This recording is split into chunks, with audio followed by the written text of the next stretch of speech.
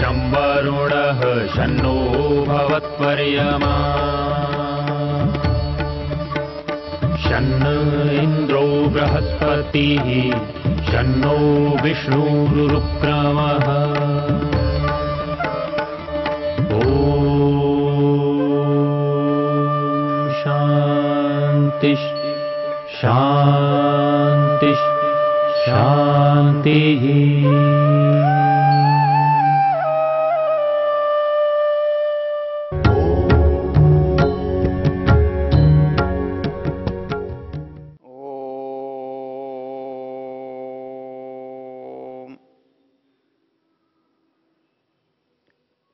वेद चर्चा का प्रसंग चल रहा है और वर्तमान में ऋग्वेद के दशम मंडल के 34वें सूक्त की हम चर्चा कर रहे हैं और हमारी चर्चा का केंद्र है दूसरा मंत्र, न मामिमेथ न जिहील एषा शिवा सखिभ्य उत मह्यमासीत् अक्षस्याहम एक परस्य हेतु अनुव्रतामपजायामरोधम। इसमें मत चर्चा करते हुए हमने देखा था जुवारी ये कह रहा है कि जो परिवार की हमारी मुखिया है, गृहिणी है, वो मेरा नियमित आदर करने वाली थी, मुझे कभी दुख पहुंचाने का उसके मन में भाव भी नहीं था। वो मुझे ही नहीं, मेरे मित्रों को, मेरे संबंधियों का भी वो बहुत अच्छा आदर करती थी, उनका भी भला चाहती थी।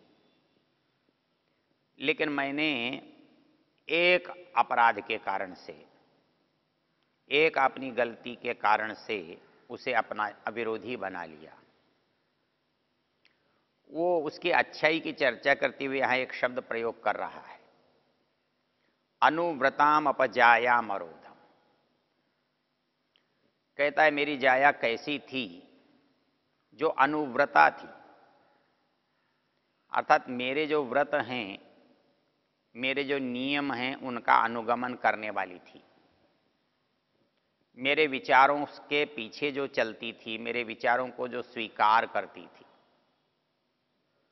ये अनुव्रत शब्द जो है बड़ा गहरा है। ये हमने पीछे देखा है इसकी चर्चा जब सौमनस्य सूक्त में एक मंत्र आया था, अनुव्रतः पितुः पुत्रो मात्रा भवतु सम्मना। मतलब हम अपनी संतान से अपने माता पिता के अनुकूलता चाहते हैं, अर्थात जो माता पिता के संकल्प हैं, उद्देश्य हैं, नियम हैं, व्यवस्थाएं हैं, हमारे बच्चे भी उनको स्वीकार करें, उनका सम्मान करें। उनका ये मानना जो है ये अनुव्रती होना है, व्रतों को स्वीकार करना है। यद्यपि व्रत शब्द हमारे समाज में बहुत सीमित और असंगत अर्थ को देता है। जो व्रत करने वाले होते हैं उनको एक ही चीज पता है, नहीं खाने को व्रत कहते हैं। उन्होंने कोई चीज नहीं खानी है, इसका जो चुनाव कर लिया वो उनका व्रत है। कोई कहता है कि मैंने गंगा जी में जाके टमाटर छोड़ दिया, कोई कहता है कि मैंने मूंग की मसूर की दाल छोड़ दी, कोई कहता है कि मैंने फला सब्जी छोड़ दी। ये जो छोड़ दिया ये मेरा व्रत हो गया। वास्तव में यदि देखा जाए तो ये उसका छोटा सा अंश है। व्रतों का जो मूल उद्देश्य है वो है जीवन में विचारों को, व्यवहारों को चुनना और चुन करके उनमें से अपने के लिए अच्छा समझ के स्वीकार करना। ये व्रत दोनों तरह के हो सकते हैं, सकारात्मक भी और नकारात्मक भी। अर्थात मैं सच बोलूंगा ये भी हो सकता है, मैं झूठ नहीं बोलूंगा ये भी हो सकता है। तो इसलिए जो व्रत है वो उसका मूल जो भाव है, उद्देश्य है, वो मेरी उन्नति और मेरी प्रसन्नता होना चाहिए, वो मेरे लाभ के लिए किया जाना चाहिए। इस बात को समझने के लिए एक मंत्र पर्याप्त है। जो व्रत का आचरण करने वाला होता है, व्रत का धारण करने वाला होता है, वो अपने को व्रती मानकर जो संकल्प लेता है, उसमें 5 मंत्र हैं। उनमें से जो एक मंत्र है उसी की बात उसको 5 बार दोहराया जाता है। एक मंत्र वेद में आता है, अग्ने व्रतपते व्रतम चरिष्यामि तच्छकेयम। यहाँ परमेश्वर से, अग्नि से प्रार्थना की गई है कि हे परमेश्वर, तुम व्रतपति हो, मैं भी व्रतपति बनना चाहता हूं। तत्शकेय, मैं व्रतपति बनने में समर्थ हूं, मैं तुम्हारी तरह से व्रतों का पालन कर सकूं। और ऐसा करने से क्या है, इदम अहम अंधृतात् सत्यम उपैमि। ऐसा करके जो कम है, जो बुरा है, जो हानिकर है, मैं उससे छूट जाऊंगा, और जो श्रेष्ठ है, सुंदर है, उत्तम है, उसे मैं प्राप्त कर लूंगा। अर्थात व्रत वो संकल्प कहलाता है, वो विचार कहलाता है, वो व्यवहार कहलाता है, वो प्रतिज्ञा कहलाती है, जो मनुष्य को बुराई से अच्छाई की ओर ले जाए।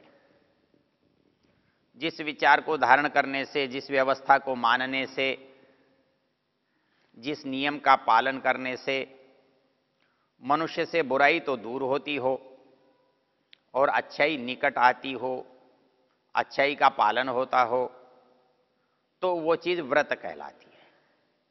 मतलब नियम का पालन करना ये व्रत है। किसी चीज को व्यवस्था में रखना ये व्रत है। सत्य का आचरण करना ये व्रत है। असत्य के आचरण से अपने को बचाना ये व्रत है। तो यहां पर कहा कि जो अनृतात् सत्यम उपैति, जो अनृत से, झूठ से, बुराई से, हानि से हमको बचा करके लाभ की ओर ले जाए, ऐसा जो विचार है, व्यवहार है, संकल्प है, नियम है, व्यवस्था है, वो व्रत की श्रेणी में आती है। और व्रत से ही आगे की बात, हमारे प्रयोजन की बात सिद्ध होती है। इसलिए विवाह संस्कार में वधू जो है वर के अनुगामिनी होने की बात करती है। वो कहता है कि जो रास्ता तुम्हारा है वही रास्ता आज से मेरा है, मैं उसी रास्ते पर चलने का संकल्प लेती हूं जिस रास्ते पर तुम चल रहे हो। तो निश्चित रूप से जो तुम्हारा रास्ता है वो जीवन के लिए लाभदायक होगा, जीवन में उन्नति कराने वाला होगा, जीवन को श्रेष्ठता की ओर ले जाने वाला होगा। तो तुम्हारा व्रत है, तुम्हारे अच्छाई का व्रत है, तो मैं भी उस अच्छाई के व्रत को स्वीकार करती हूं। तो तुम्हारे व्रत को स्वीकार करना ये अनुव्रति होना है। तो हम चाहते हैं कि हमारी संतान अनुव्रति हो, हम चाहते हैं कि हमारी पत्नी हमारी अनुव्रति हो, हम चाहते हैं कि हमारे पीछे चलने वाला हमारा मित्र वर्ग हमारा अनुव्रति हो। तो वो अनुव्रत होने के लिए हमें व्रती होना पड़ता है। यदि मैं व्रत का पालन नहीं करूंगा, व्रत का नियम धारण नहीं करूंगा, व्रत का खंडन करूंगा, तो दूसरा चलने वाला मेरा अनुव्रति कैसे बन पाएगा। तो यहां कहा है कि वो जो जाया है, पत्नी है, वो अनुव्रति थी, लेकिन मैंने ही व्रतों का पालन छोड़ दिया, मैंने ही व्यवस्था नियम को भंग कर दिया। तो ऐसी परिस्थिति में उसका मेरे साथ अनुव्रति बनना कैसे संभव है। तो यहां ये कहता है अनुव्रताम जायाम अपरोधम। मैंने अपनी ऐसी पत्नी को जो मेरे व्रत का पालन करती थी, मेरे नियम व्यवस्थाओं को स्वीकार करती थी, मैंने उसे अपना विरोधी बना दिया, अपने से विमुख कर दिया। यहां एक बात स्मरण कराने योग्य है। विवाह संस्कार में वर वधू के बीच में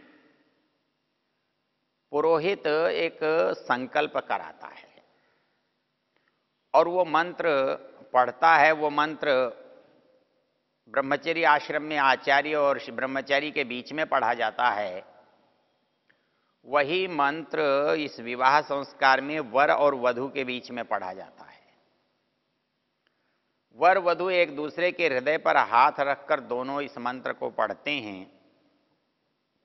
मम व्रते ते हृदयम दधामि, मम चित्तम अनुचित्तम ते अस्तु, मम वाचम एक मनाजुषस्व, प्रजापतिस्त्वा नियुनक्तु मह्यम।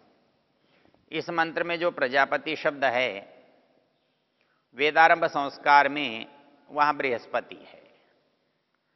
वाणी का जो स्वामी है वो मुझे तेरे अनुकूल बनावे। वहां प्रार्थना की गई है कि आचार्य ब्रह्मचारी के अनुकूल हो और ब्रह्मचारी आचार्य के अनुकूल हो, क्योंकि ये दोनों अनुकूल होंगे तो आचार्य का जो कुल है, आचार्य का जो गुरु का कुल है, उसकी व्यवस्था बन पाएगी। क्योंकि उसमें रहने वाले दो ही लोग हैं, एक आचार्य हैं, एक उनके शिष्य हैं। यदि आचार्य से विद्यार्थी का संबंध ठीक ना हो और विद्यार्थी का आचार्य से संबंध ठीक ना हो, फिर कुल की व्यवस्था अच्छी कैसे हो सकती है। इसलिए वहां पर इस संकल्प लिया गया कि मम व्रते ते हृदयम दधामि। भैया जो व्यवस्था है, जो नियम है, जो कर्तव्य हैं, उनकी ओर मैं तुम्हारा ध्यान दिलाता हूं। तो हृदयम दधामि का मतलब क्या है कि भाई तुझे पता होना चाहिए कि इस संस्था का क्या नियम है, आचार्य के साथ कैसा व्यवहार करना है, आचार्य के परिवार के साथ कैसा व्यवहार करना है, साथियों के साथ कैसा व्यवहार करना है, गुरुजनों के साथ कैसा व्यवहार करना है, अतिथियों के साथ कैसा व्यवहार करना है। तो यदि इन नियमों को वो ध्यान नहीं करेगा, यदि इनका वो चिंतन नहीं करेगा, तो इनका पालन कैसे करेगा, और पालन नहीं करेगा तो वो व्यवस्था कैसे बनेगी, वो अच्छाई कैसे आएगी। इसलिए किसी भी समाज के सुधार का, घर के परिवार के सुधार का जो पहला चरण है वो है मम व्रते ते हृदयम दधामि। मुझे जिस संस्था में रहना है उस संस्था के नियमों का मुझे पता होना चाहिए और उसके पालन के प्रति मेरी श्रद्धा भी होनी चाहिए। तो मम व्रते ते हृदयम दधामि, मुझे जिस संस्था का, जिस गुरुजन का, जिस वातावरण का भाग बनना है, मुझे उसकी नियमों की व्यवस्था की जानकारी चाहिए, मुझे उन नियमों को अपने हृदय में बैठाना चाहिए। तो वो कहता है मम व्रते ते हृदयम दधामि। ऐसा करने से क्या होता है, जब मुझे किसी चीज का स्मरण होता है, मैं किसी चीज को याद रखता हूं, तो समय आने पर उसका उपयोग तो करूंगा ही। मुझे कोई नियम मालूम है तो आवश्यकता पड़ने पर मैं उस नियम का पालन करूंगा। तो कहता है मम चित्तम अनुचित्तम ते अस्तु। जब मैं व्रतों के बारे में विचार करता हूं तो व्रतों को ये अनुकूल चलने की मेरी इच्छा बन जाती है, मेरा मन उनको मानने के लिए स्वीकृति प्रदान करता है, मैं उनको मानने के लिए अपने आप को तैयार कर लेता हूं। मम चित्तम अनुचित्तम ते अस्तु। वो कहता है कि ऐसा करते रहने के लिए, ऐसी व्यवस्था बनाए रखने के लिए हमें क्या करना चाहिए। तो कहता है कि एक दूसरे की सुननी चाहिए, एक दूसरे की समस्याओं को जानना चाहिए, एक दूसरे की समस्याओं का समाधान करना चाहिए। मम वाचम एकमना जुषस्व, अर्थात जब हम एकाग्र मन से दूसरे की बात को सुनते हैं तो दूसरे की बात को, दूसरे की समस्या को हृदयंगम करते हैं, तब बात हमारी समझ में ठीक आ जाती है, तब हम उस नियम का पालन कर सकते हैं। तो मंत्र ने कहा मम व्रते ते हृदयम दधामि, मम चित्तम अनुचित्तम ते अस्तु, मम वाचम एकमना जुषस्व। इसमें एक और रोचक बात कही गई है। कहता है कि इतना सब करने के बाद भी संभव है मुझसे भूल हो जाए या मैं उन नियमों का पालन करने में समर्थ न हो पाऊं। तो इसके लिए परमेश्वर से प्रार्थना की गई है कि वह प्रजापति मुझे इन नियमों का पालन करने के लिए सामर्थ्य प्रदान करे, मुझे इनको पालन करने के योग्य बनावे।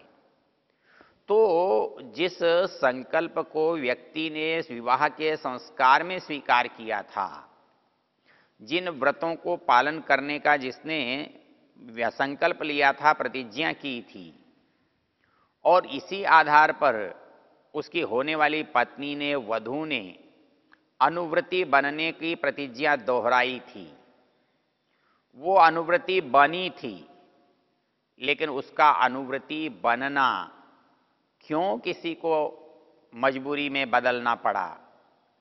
कौन है जिसने उस अनुव्रत को असफल कर दिया? वो अनुव्रत का व्रत उसे क्यों छोड़ना पड़ा?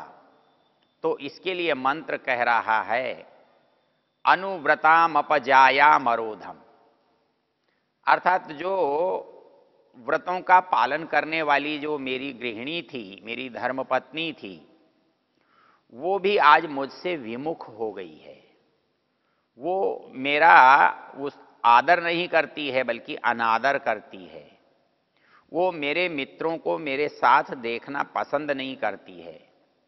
वो मेरे मित्रों को मेरे घर पर आने देने के लिए राजी नहीं है। वो उन मित्रों का सत्कार नहीं करती है जिनका वो पहले सत्कार करती थी। क्यों?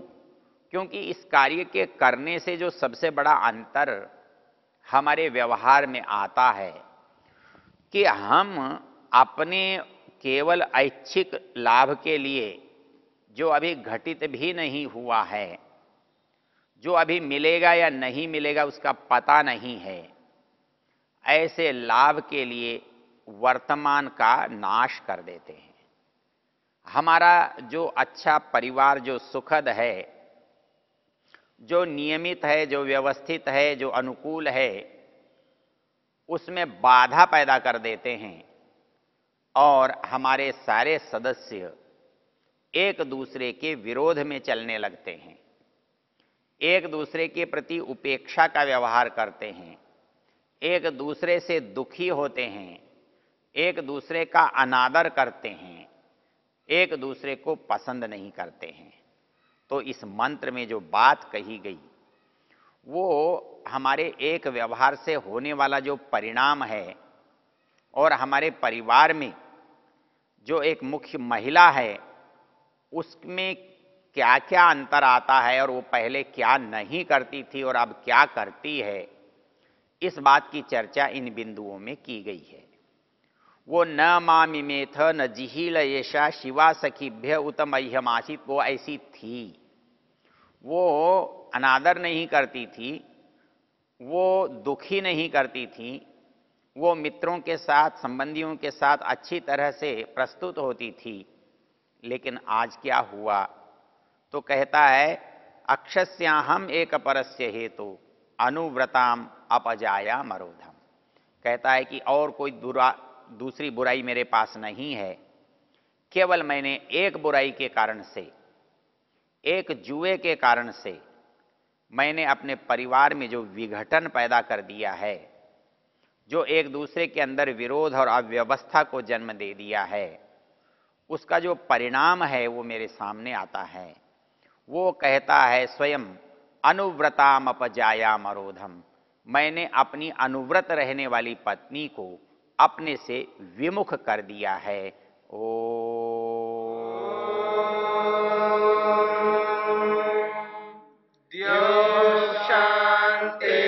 शांतिरंतरिक्षं शांतिर्पृथिवी शांतिरापः शांतिरोषधयः शांतिः वनस्पतयः शांतिर्विश्वे